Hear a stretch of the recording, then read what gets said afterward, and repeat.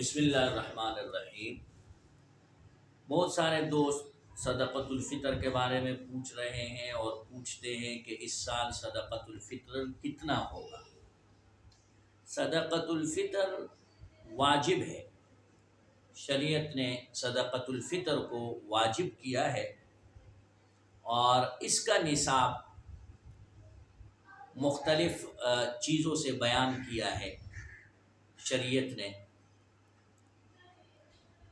گندم یا اس کا آٹا، 2 کلو گندم یا اس کا آٹا، 4 کلو جو یا اس کا آٹا، 4 کلو کھجور، 4 کلو عمدہ قسم کی کشمش۔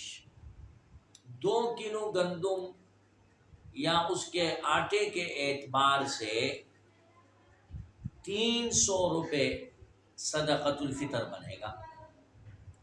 4 کلو جو یا اس کے آٹے کے اعتبار سے 600 روپے صدقۃ الفطر بنے گا۔